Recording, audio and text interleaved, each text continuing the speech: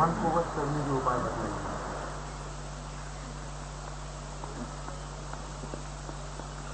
बात असल में यह है ना,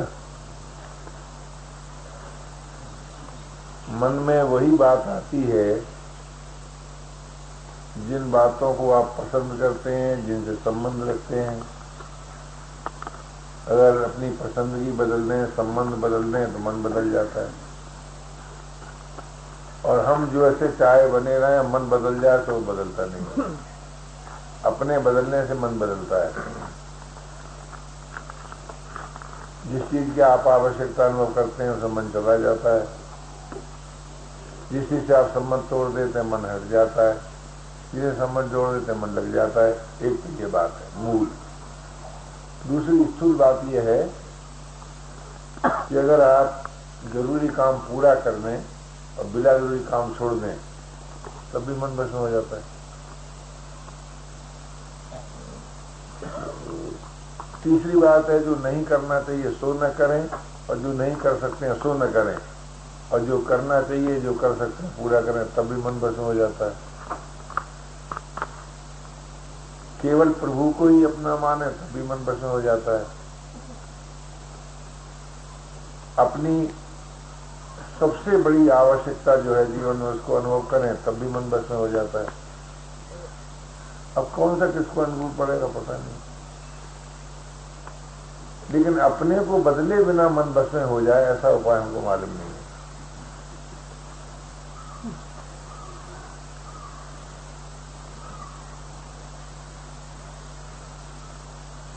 सबसे बढ़िया उपाय है। सबसे बढ़िया उपाय है। असल में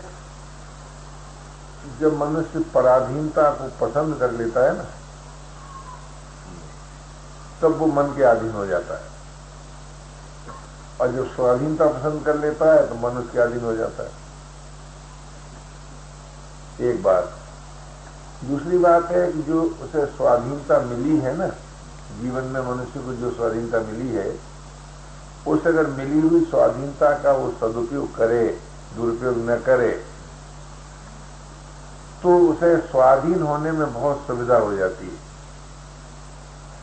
तो वैसे तो दो ही बातें हैं अपने सामने, हम पराधीन नहीं रहेंगे और मिली हुई स्वाधीनता का दुरुपयोग नहीं करेंगे। एक बात का संबंध संसार के साथ है और दूसरी बात का संबंध अपने साथ है। जिस बात का संबंध अपने साथ है उससे परमात्मा मिल जाता है, और जिस बात का संबंध संसार के साथ है उससे विश्व शांति का प्रश्न हो जाता है। तो लौकिक उन्नति भी हो जाती है और परमार्थ भी हो जाता है, दोनों हो जाता है, यदि हम मिली हुई स्वाधीनता का दुरुपयोग न करें। सर्वांश में तो कोई स्वाधीनता मिली नहीं है, आंशिक स्वाधीनता मिली है। जैसे आप बोल सकते हैं, कटु भी बोल सकते हैं, मधुर भी बोल सकते हैं, अभी आपकी स्वाधीनता है। कटु न बोले, मधुर ही बोले। सत्य भी बोल सकते हैं, मिथ्या भी बोल सकते हैं। मिथ्या न बोले, सत्य ही बोले।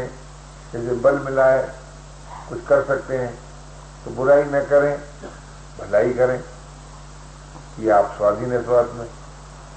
तो जिन जिन बातों में हम स्वाधीन हैं आंशिक रूप से, उस स्वाधीनता का कभी जीवन में दुरुपयोग न करें। इसी का नाम है धर्म विज्ञान, इसी का नाम है कर्तव्य विज्ञान, स्वाधीनता का सदुपयोग। और हम पराधीन न रहना पसंद न करें, स्वाधीन हो जाएं, इसी को कहते हैं अध्यात्म विज्ञान। तो धर्म विज्ञान और अध्यात्म विज्ञान जब ये दोनों आ जाते हैं तो इन दोनों का मिलकर के फल हो जाता है कि मनुष्य को परमात्मा मिल जाता है, चाहे तो न चाहे तो जरूर मिल जाता है। ऐसा अब आप सोच लीजिए कि इन दो बातों पर आप विचार करने के लिए तैयार हैं क्या? एक तो पराधीन नहीं रहूंगा और एक स्वाधीनता का दुरुपयोग नहीं करूंगा। ये मानव जीवन का मूल मंत्र है, ये दो वाक्यों में। ऐसी कोई बुराई कभी जीवन में उत्पन्न ही नहीं होती जो हमारे पराधीन होने से न हो। यानी पराधीनता को हम पसंद कर लेते हैं, अच्छी लगती है, भाती है।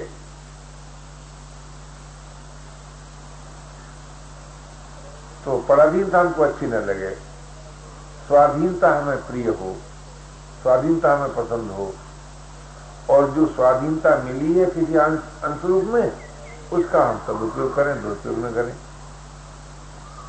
दो ही बातें हैं जीवन में, बढ़िया से बढ़िया। और ये मानव जीवन की बात है दोनों। मनुष्य इन दोनों बातों में स्वाधीन है, स्वाधीन होने में भी स्वाधीन है और मिली हुई स्वाधीनता के सदुपयोग में भी स्वाधीन है। अगर वो स्वाधीन नहीं होना चाहता है तो ये उसकी अपनी भूल है, अगर वो स्वाधीनता का दुरुपयोग करता है तो अपनी भूल है, ये उसकी बात नहीं है, बेबसी की बात नहीं है, मजबूरी की बात नहीं है। बेबस होकर नहीं करता है ऐसा, अपनी मौज से करता है, भूल से करता है। स्वाधीनता का दुरुपयोग भी और पराधीनता को पसंद करना है। महाराज जी, स्वाधीनता स्वाभाविक तो है, अपना स्वरूप है, परंतु भूली हुई है।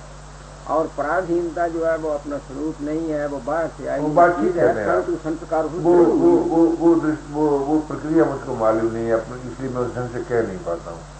मुझे ये प्रक्रिया मालूम है कि यदि हम स्वाधीन होना पसंद करें तो स्वाधीन हो सकते हैं, और यदि स्वाधीनता का दुरुपयोग न करें तो संसार के काम आ सकते हैं, और स्वाधीन हो जाएं तो अपने काम आ सकते हैं, प्रभु के काम आ सकते हैं।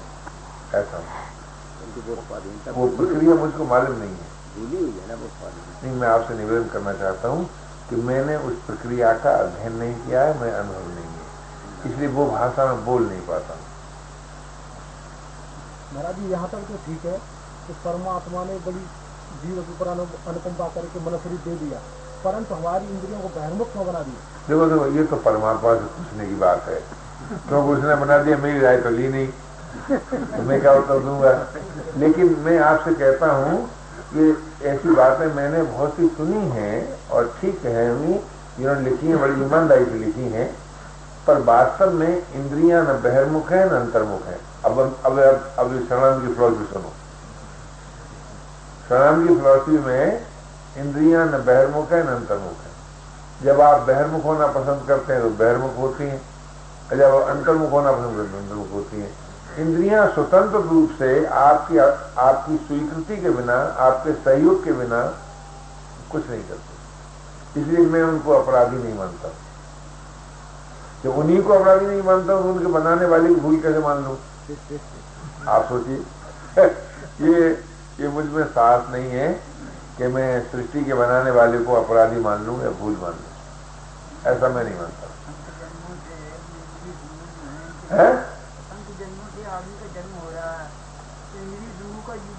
भाई देखो, मेरी भाषा बोलो, अपनी भाषा मत बोलो। अनेक जन्मों का तुमको ज्ञान तो है नहीं, सुन करके आपने मान लिया है, हुआ होगा ठीक है, लेकिन इस जन्म की बात करो। अनेक जन्म तो गए, और सुनो, और इस जन्म में भी बहुत बड़ा भाग बीत गया, अभी की बात करो। आप क्या चाहते हो, आपको क्या पसंद है, आप क्या कर सकते हो, आप क्या मानते हो, आप क्या जानते हो, इस पर बात करो, तब तो आपको होगा लाभ। और अनेक जन्मों की बात सोचते रहो, बीती हुई बात सोचते रहो, भविष्य की बात सोचते रहो, लाभ तो होने वाला है नहीं भाई। आप कुछ जानते हो कि नहीं, आप कुछ मानते हो कि नहीं, आप कुछ कर सकते हो कि नहीं, तो आपका जानना, आपका मानना, आपका करना ठीक होना चाहिए, बेड़ा पार हो जाएगा। चाहे अनेक जन्मों से कुछ भी हुआ हो, चाहे इस जीवन का बहुत बड़ा भाग बीत गया हो, मेरा तो ऐसा ख्याल है भाई। और बात करने को तो चाहे जितनी बात कर लो, चाहे जैसे बात कर लो, लेकिन वो जरूरी बात नहीं है। जरूरी बात यही है कि आप अपने द्वारा अपने से पूछिए कि भाई क्या मैं स्वाधीन होना पसंद करूंगा, फिर पूछिए क्या मैं मिली हुई स्वाधीनता का दुरुपयोग नहीं करूंगा, अगर आप नहीं करेंगे तो आप सच्चे मानव हो जाएंगे, और जब मानव हो जाएंगे तो आप में मानवता आ जाएगी, और जब मानवता आ जाएगी तो जीवन में पूर्णता भी आ जाएगी, क्योंकि मानवता में पूर्णता है और आप मानव हैं, आप में मानवता आ सकती है। केवल इन दो बातों को सामने रखकर विचार कर लीजिए कि मैं मिली हुई स्वाधीनता का दुरुपयोग नहीं करूंगा और किसी प्रकार से पराधीन रहना पसंद नहीं करूंगा।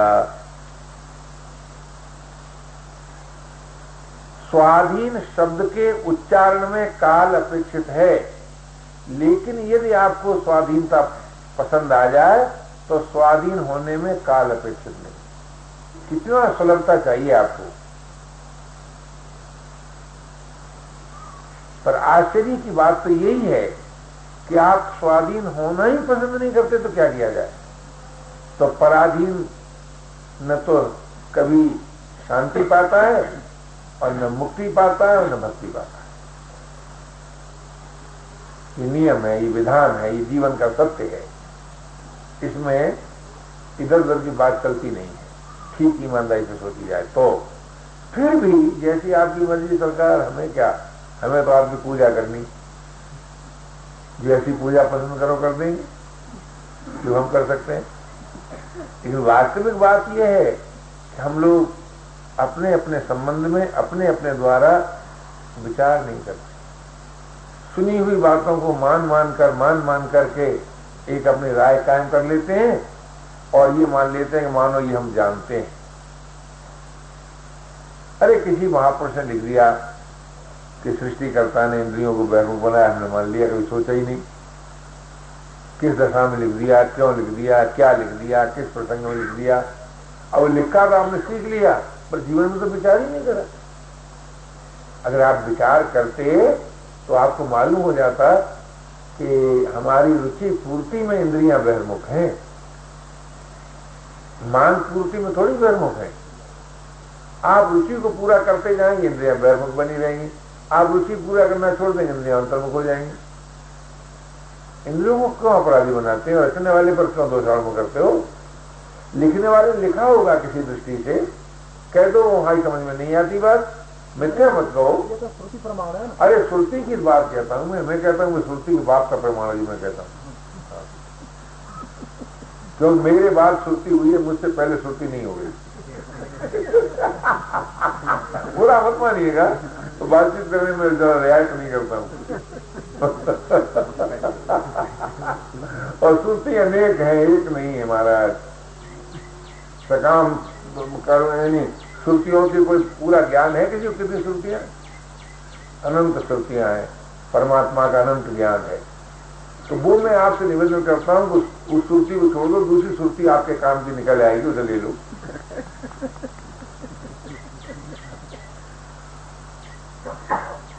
फिर भी मैंने तो ये तो नहीं कहा कि बात गलत है, ठीक होगी, पर मुझे नहीं जचती तो क्या करूं? ये अपराध है क्या मेरा? कोई कसूर नहीं है, मैं इसे अपना अपराध नहीं मानता हूं, मुझे नहीं मालूम होता। मैं करण को कर्ता कभी मानने के राजी नहीं हूं। तो फिर वो बहिर्मुख अंतर्मुख क्या है? जैसे तुम तैसे तुम्हारे करण, तुम बहिर्मुख तो वे करण बहिर्मुख, तुम अंतर्मुख तो वे अंतर्मुख। और फिर भी अगर ऐसा है तो होने दो, मत करो परवाह, मत करो पसंद, जान दो, हटाओ, नाता तोड़ो। आखिर शरीर तो भौतिक तत्वों से बना है ना, और संसार से ही शरीर की एकता है। और भी गंभीरता से विचार किया जाए तो आपको मानना पड़ेगा कि शरीर और संसार एक ही जात के हैं दोनों। अगर इंद्रियां संसार की ओर जाती हैं तो अपराध क्या है उनका? तो संसार की जात की ही है। लेकिन आप संसार को क्यों पसंद करते हो जी? ये बताओ, आप तो भगवान की जात के हैं, आपकी जाति एकता संसार से नहीं है, आपका नित्य संबंध संसार से नहीं है, आपका आत्मीय संबंध संसार से नहीं है, परमात्मा के साथ है। शरीर का तो नित्य संबंध भी संसार से, जाति संबंध भी संसार से। तो शरीर अगर संसार की ओर जाता है तो जाने दीजिए साहब, बेफिक्री जाने दीजिए, निडर हो जाइए। आप क्यों डरते हैं? आप अपना आत्मीय संबंध, आप अपना नित्य संबंध, आप अपना जातीय संबंध परमात्मा से स्वीकार कीजिए। और श्रुति इस वाक्य का विरोध करे तो मत मानिए। अगर इसका भी समर्थन करे तो पहले इसको मान लीजिए, फिर पीछे वाली श्रुति पढ़ लीजिए।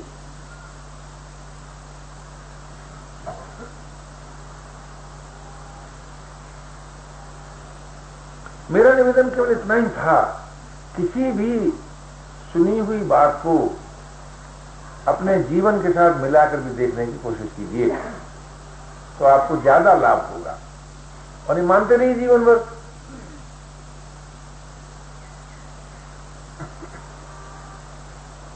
लाभ तो तभी न होगा कि जब आप जिस बात को सुने उसको अपने जीवन पर भी विचार करके देखें। मान लीजिए आप शांत बैठे और आपके पूर्व कृति के प्रभाव से बुरे ख्याल उठे। थोड़ी देर कल्पना कर लो, उठे ही तो है ख्याल। जिस चीज का ख्याल उठा है वो चीज वहां मौजूद है क्या? बोलो क्या रहा है जी? नहीं है ना? ठीक बात है ना? बिल्कुल ठीक। अच्छा, तो वो चीज तो मौजूद नहीं, ख्याल है। अच्छा, आपने जान भी लिया कि बुरा ख्याल है, ठीक है ना? इसमें गलती तो नहीं है ना? आप उसको पसंद मत कीजिए। ख्याल उठने से क्यों लड़ते हैं आप? चीज तो वहां है नहीं। अरे वहां चीज तो वहां है नहीं ना भाई, उस ख्याल से लड़ते क्यों हैं आप? चीज तो वहां है नहीं। अरे तुम क्यों उठा, तुम क्यों उठा, तुम क्यों उठा? वैसे लड़िए कि साहब खाना क्यों पचा, और शरीर में रगों में खून की गति क्यों हुई, और शरीर में बदला क्यों, इस क्यों नहीं लड़ते? लड़िए, किससे लड़ेंगे? अरे भाई, जो बात किसी आपके बिना करे हो रही है, बिना चाहे हो रही है, उससे आप परेशान क्यों हैं? उसमें थोड़ा गंभीरता से विचार कीजिए। आप उसका समर्थन नहीं करेंगे तो वो ख्याल वहां का भी नाश हो जाएगा। फिर दूसरा अच्छा ख्याल उठेगा। अगर सामर्थ्य विरोधी है तो उसको भी पसंद मत कीजिए, और अगर अच्छा ख्याल है और सामर्थ्य के अनुसार है तो उसको पूरा कर दीजिए। फिर भी आप बेख्याल हो जाएंगे। तो थोड़ी सी बात के लिए आप परेशान क्यों होते हैं? अरे राम राम, संस्कार बड़े उठ गए, बहिर्मुख इंद्रियां हो गई, मन चंचल हो गया, ये परेशानी क्या बात की? हो गया, हो जाने दीजिए, तुम्हारा क्या बिगड़ेगा?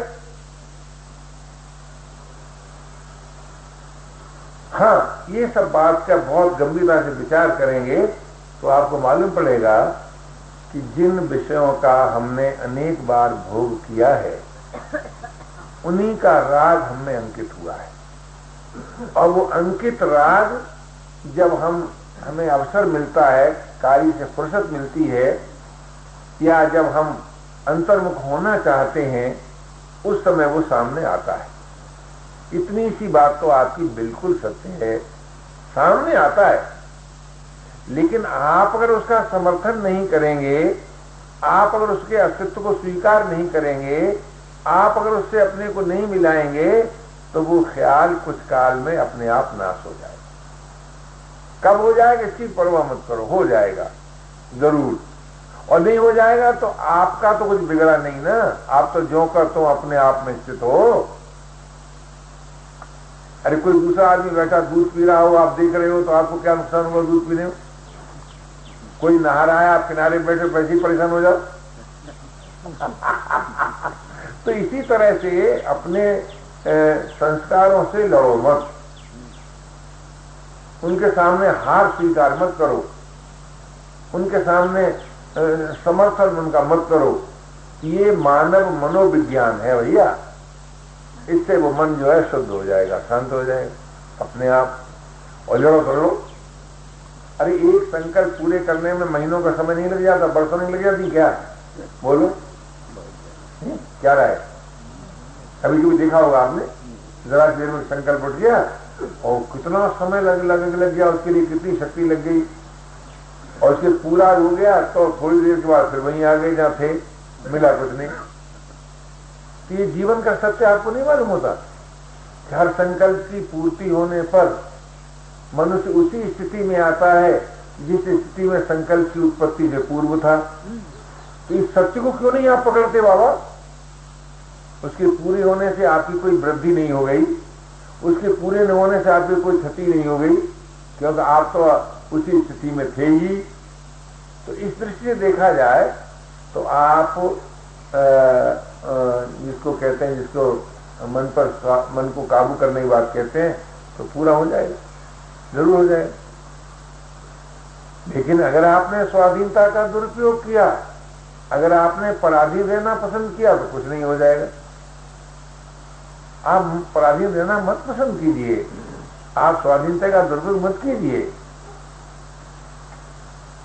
काम बन जाएगा आपका। ये मानव मात्र का प्रोग्राम है, चाहे वो किसी मत, संप्रदाय, मजहब, इज्म का मानने वाला क्यों हो। स्वाधीन हुए बिना प्रभु की न समीपता प्राप्त होती है, न एकता प्राप्त होती है, न अभिन्नता प्राप्त होती है, न योग प्राप्त होता है, न बोध प्राप्त होता है, न प्रेम प्राप्त होता है, स्वाधीन हुए बिना। और स्वाधीनता का सदुपयोग किए बिना आपको संसार कभी पसंद नहीं करता।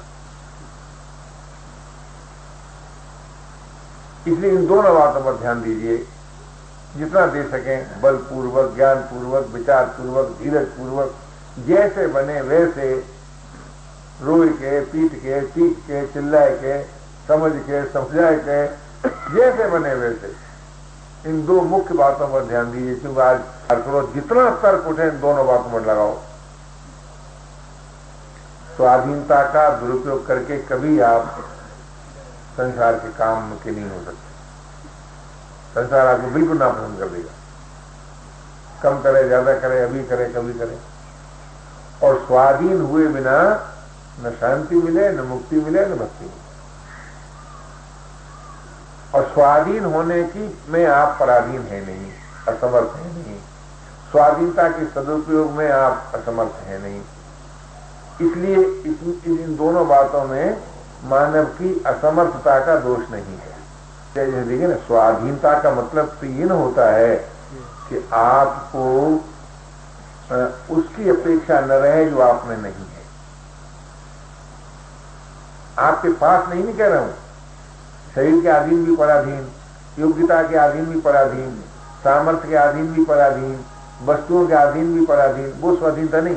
जैसे एक नई बात सुनाया आपको, हम श्री वृंदावन से गोवर्धन जा रहे थे, वहां सत्संग था, दो कार थी, एक हम बैठे थे, एक और मित्र की थी।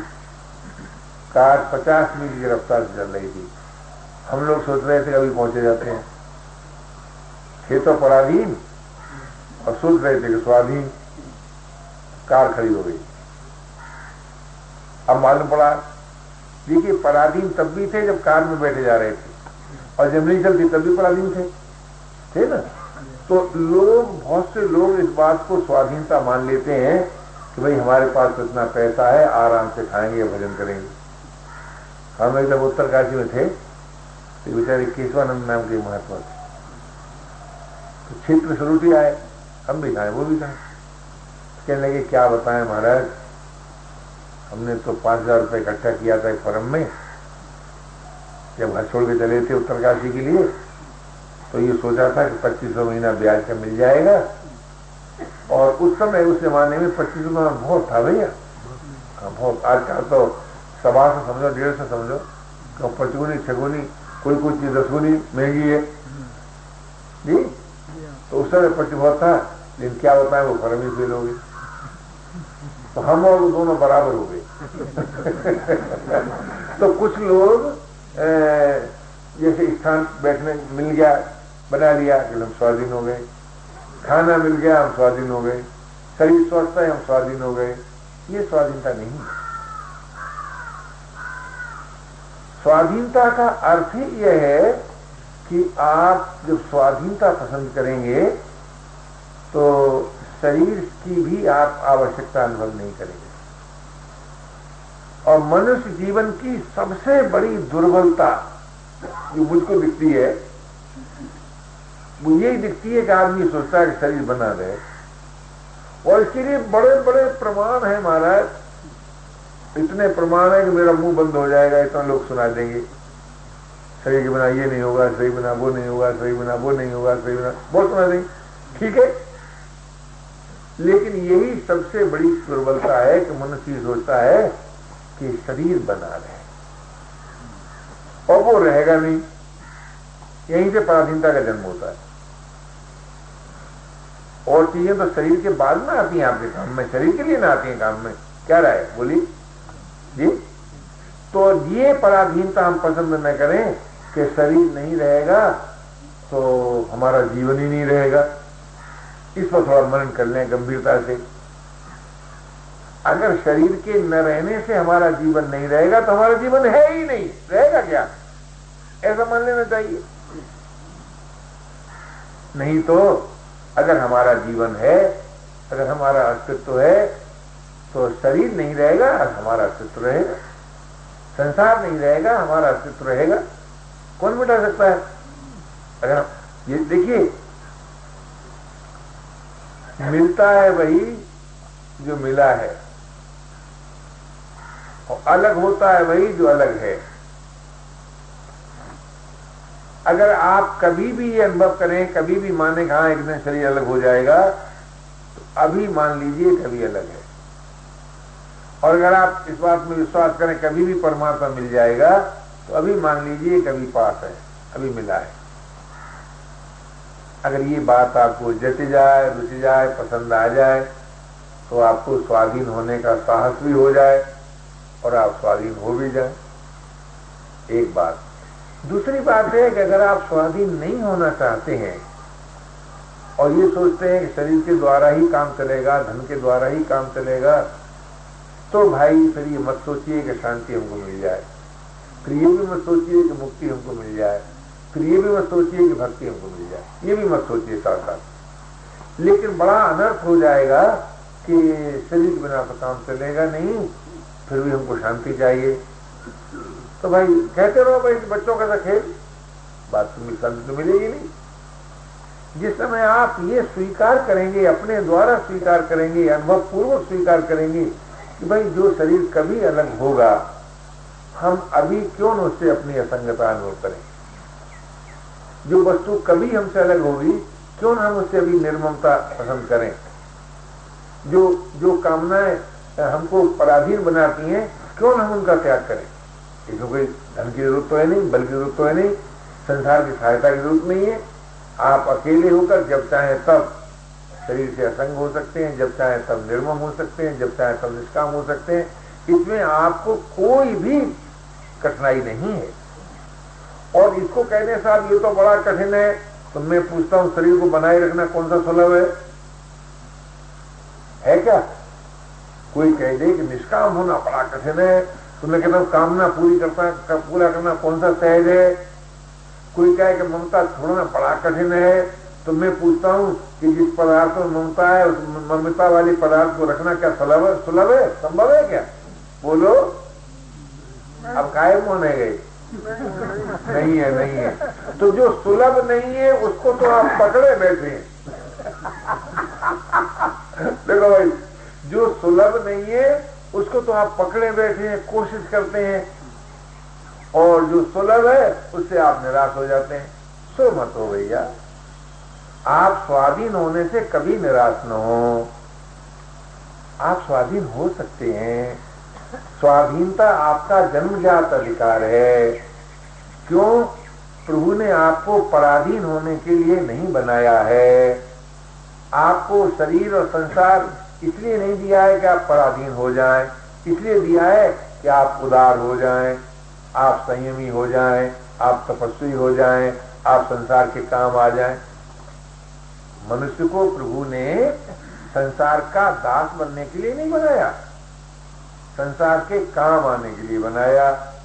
और आप सच पूछिए, मैं तो कभी कभी ऐसा भी अनुभव करता हूं, और ठीक ही है बात, मेरे लिए तो ठीक ही है, आपके लिए ठीक होगी कि नहीं होगी, कि प्रभु ने अपना दास बनाने के लिए भी हमको नहीं बनाया, प्रेमी बनाने के लिए बनाया, दोस्त बनाने के लिए बनाया।